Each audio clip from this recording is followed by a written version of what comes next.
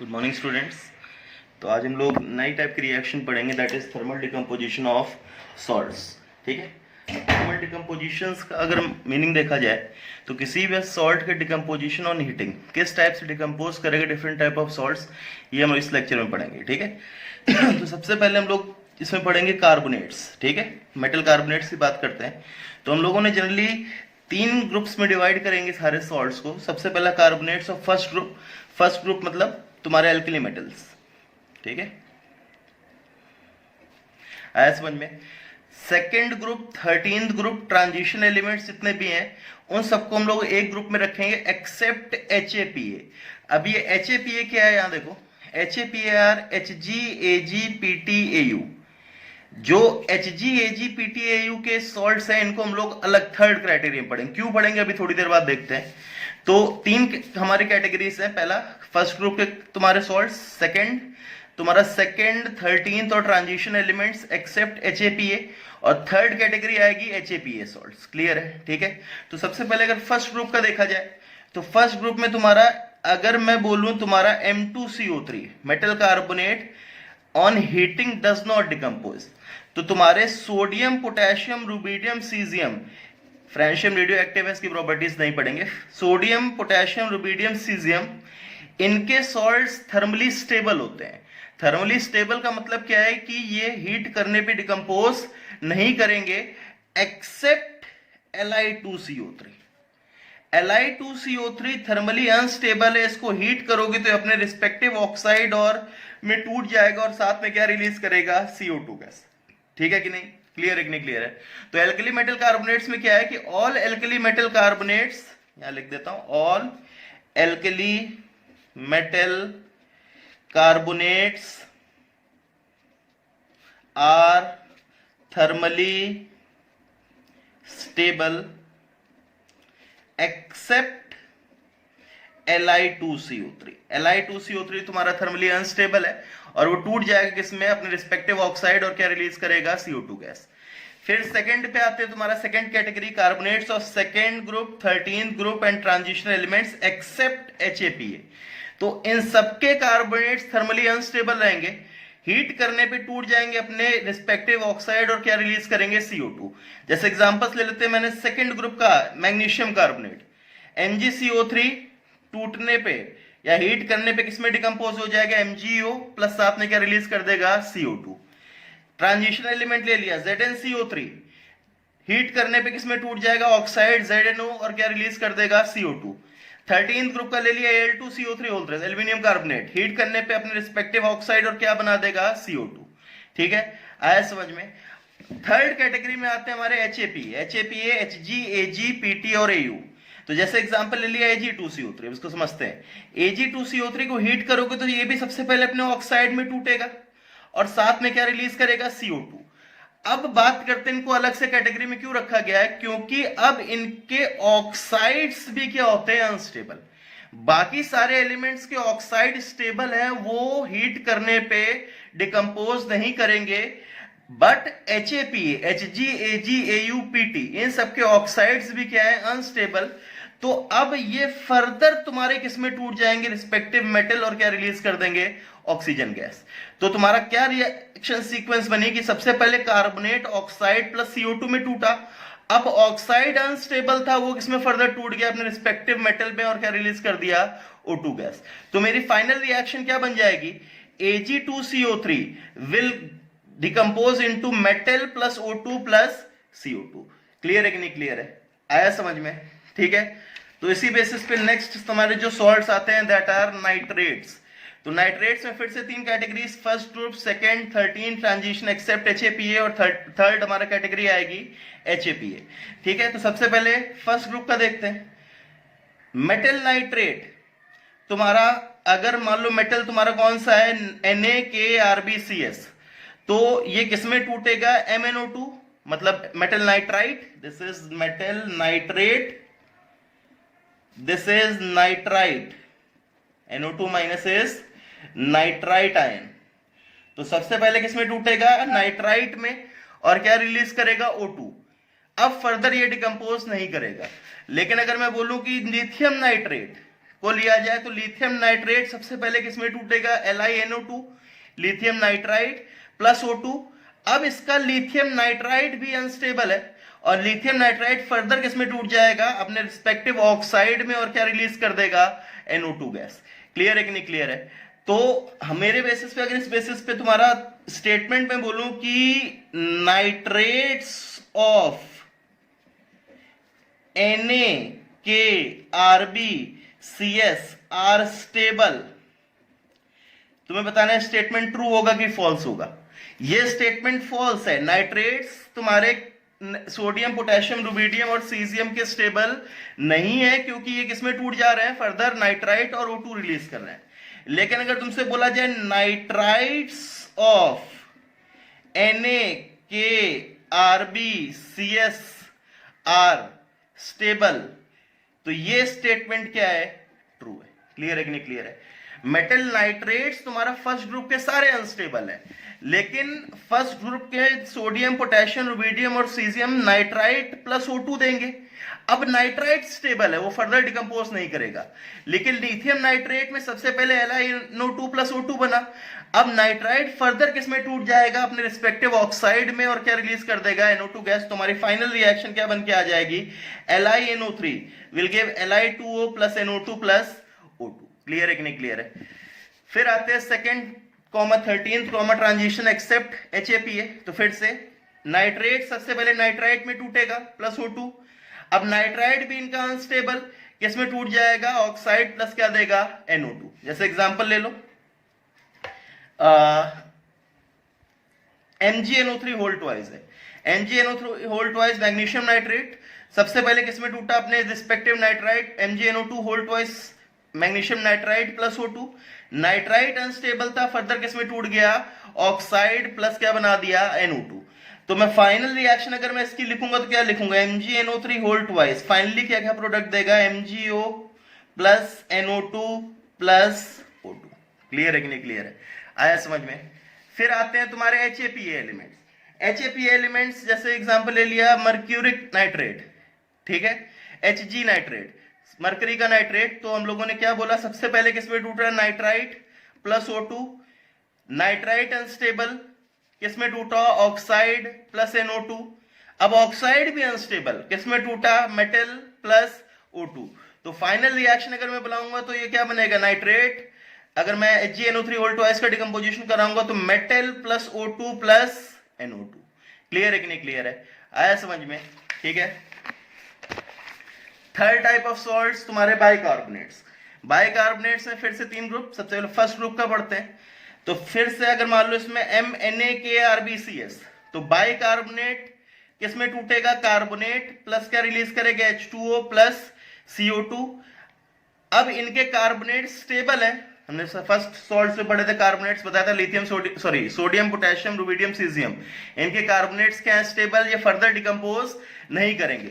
लेकिन अगर मैं लिथियम बाइकार्बोनेट की बात करूं तो लिथियम बाइकार्बोनेट सबसे पहले carbonate plus H2O plus CO2, फिर कार्बोनेट फर्दर किसमें टूट जाएगा, Li2O ऑक्साइड प्लस CO2। तो अगर मैं फाइनल रिएक्शन लिखूं तो lithium bicarbonate will give Li2O plus H2O plus CO2।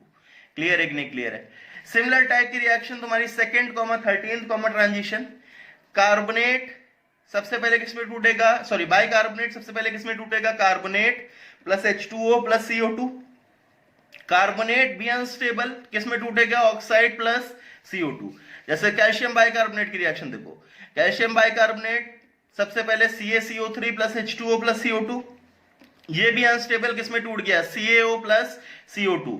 तो फाइनल रिएक्शन तुम्हारे बन के क्या आ जाएगी, ये। क्लियर है कि नहीं क्लियर है? Calcium bicarbonate will give CaO plus CO2 plus H2O।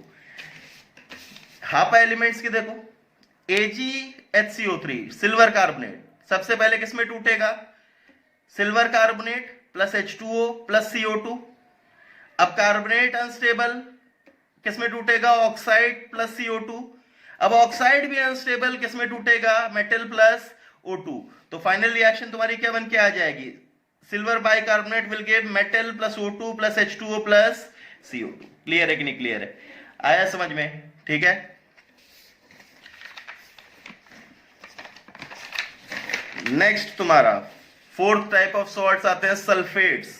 तो सल्फेट्स की थर्मल डिकम्पोजिशन पढ़ने से पहले मैं एक पॉइंट यहां पे ध्यान रखना, sulphur try oxide SO3 800 degree Celsius से ज्यादा टेम्परेचर पे किस पे टूट जाता है, SO2 और O2 में। ये पॉइंट अभी हम लोग क्यों पढ़ रहे हैं, अभी आगे चल के इसमें देखेंगे, ठीक है। लेकिन तुम्हें ध्यान रखना है SO3 greater than 800 degree Celsius पे फर्दर किस में टूट जाता है, SO2 सल्फर डाइऑक्साइड और प्लस O2। तो फिर से देखो, first group M2SO4 where M is NaKRbCS नहीं टूटेगा, they are thermally stable towards it, clear है। Li2SO4 अगर मैंने अप टू 800 डिग्री सेल्सियस तक हीट किया है तो क्या बनाएगा, लिथियम ऑक्साइड प्लस SO3। लेकिन अगर मान लो greater than 800 degree Celsius heat किया है तो Li2O, अब इसमें SO3 भी फर्दर किसमें टूट जाएगा, SO2 प्लस O2। तो इसमें तीन प्रोडक्ट्स आएंगे, lithium oxide plus SO2 plus O2। दो रिएक्शन है अगर less than 800 degree Celsius, oxide plus SO3, greater than 800 degree Celsius oxide plus SO3 या फर्दर किसमें टूट जाएगा, SO2 प्लस O2। क्लियर है कि नहीं, क्लियर है। Second comma 13th comma transition except HAPA। Sulphate अगर लेस देन 800 डिग्री सेल्सियस है, oxide plus SO3, greater than 800 degree Celsius है, ऑक्साइड प्लस SO3 या फिर किसमें टूट जाएगा, SO2 प्लस O2। जैसे एग्जांपल देखो, calcium sulphate less than 800 degree Celsius पे CaO प्लस SO3 फॉर्म करेगा, ग्रेटर देन 800 डिग्री सेल्सियस पे CaO plus SO2 plus O2। Clear है कि नहीं, क्लियर है, आया समझ में।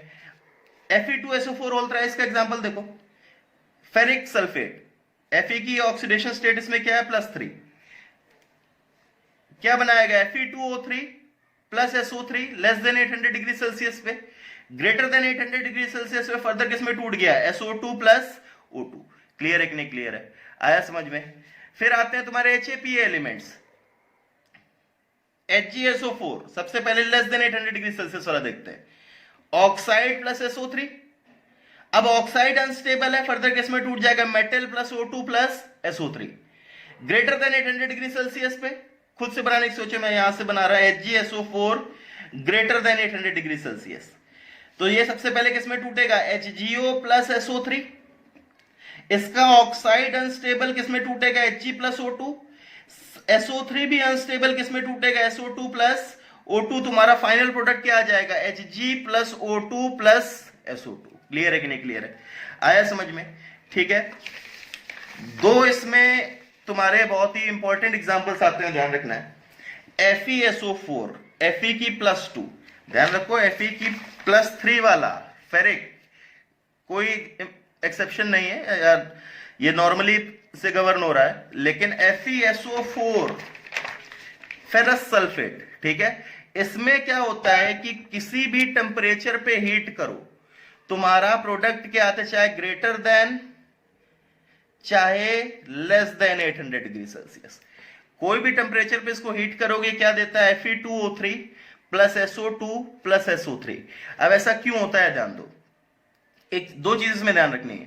पहली चीज, इसमें दोनों कैसे इवॉल्व हो रही हैं, SO2 SO3 दोनों इवॉल्व हो रही हैं। दूसरी चीज, यहां Fe+2 में था लेकिन प्रोडक्ट में Fe किस में आ रहा है, +3 में। और किसी भी एग्जांपल में पीछे तुम देख लो, ऑक्सीडेशन स्टेट चेंज नहीं हो रही। जैसे Fe यहां +3 में था तो ऑक्साइड में भी +3 में, Ca यहां +2 में तो ऑक्साइड में भी किसमें है, +2 में। किसी में भी ऑक्सीडेशन स्टेट का चेंज नहीं आ रहा है, लेकिन इस केस में Fe+2 में रिएक्टेंट में था लेकिन प्रोडक्ट में किसमें आ रहा है, +3 में।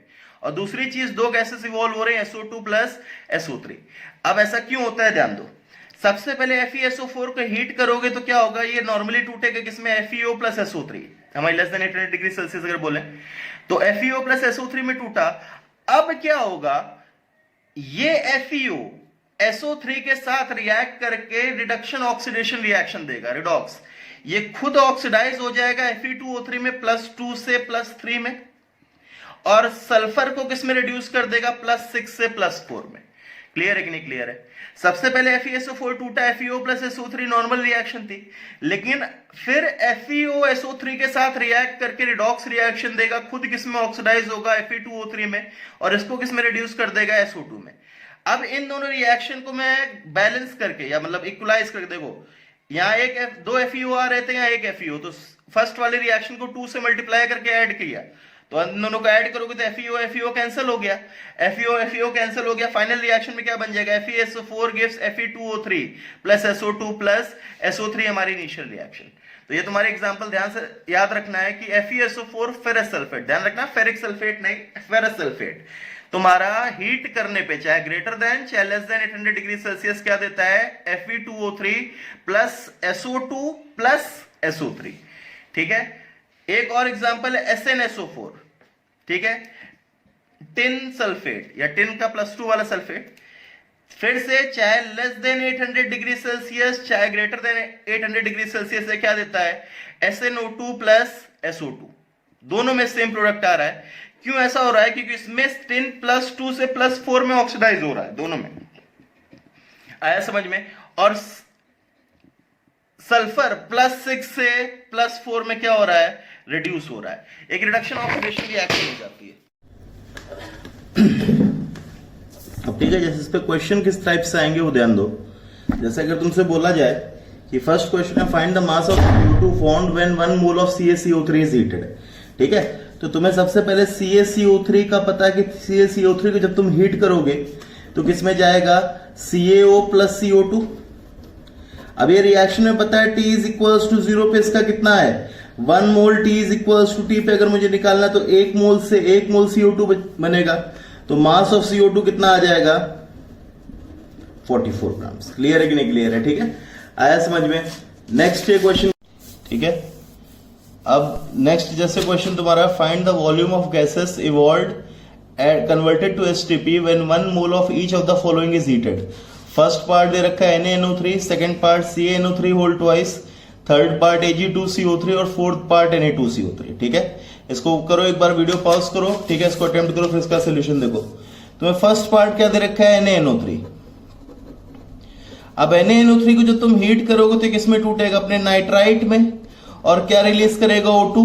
ठीक है, ये सॉलिड है, ये सॉलिड है, ये क्या है, गैस है। बैलेंस करोगे तो ये क्या आ जाएगा, हाफ O2। क्लियर है? अब इसका कितना दे रखा है, T इज इक्वल्स टू 0 पे 1 मोल, तो T is equals to T पे इसका कितना बनेगा, हाफ मोल। तो वॉल्यूम ऑफ गैस, इसमें सिर्फ एक ही गैस बच रहा है, कन्वर्टेड टू STP अगर निकाला जाए तो हाफ इंटू 22.4 मतलब कितना, 11.2 लीटर्स। क्लियर है कि नहीं क्लियर है? आया समझ में? नेक्स्ट तुम्हें गिवन है CaNO3 होल ट्वाइस।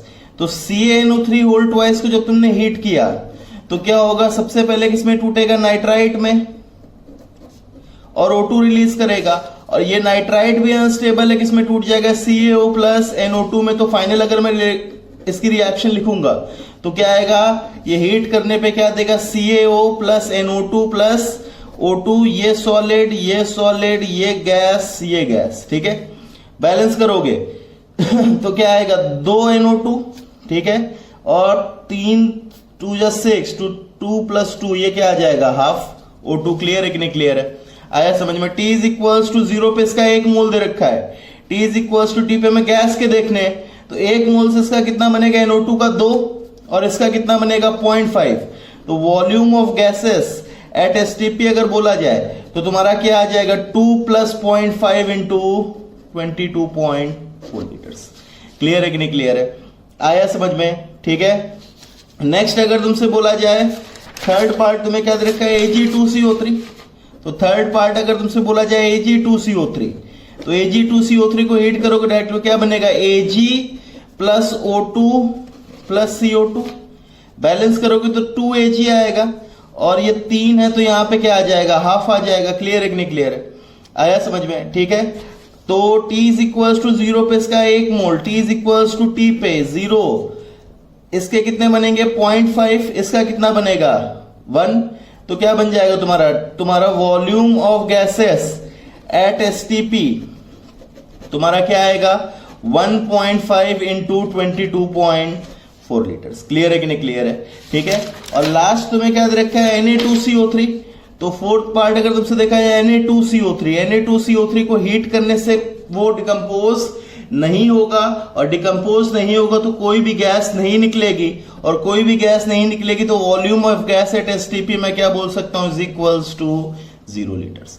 समझ में आया? ठीक है, तो ये ठीक है तुम्हारे थर्मल डिकम्पोजिशन की डिफरेंट सॉल्ट्स के थे, इस पे डायरेक्टली क्वेश्चन आ सकते हैं, इसको हम लोग आगे मिक्सचर एनालिसिस में भी यूटिलाइज करेंगे। ठीक है, थैंक यू।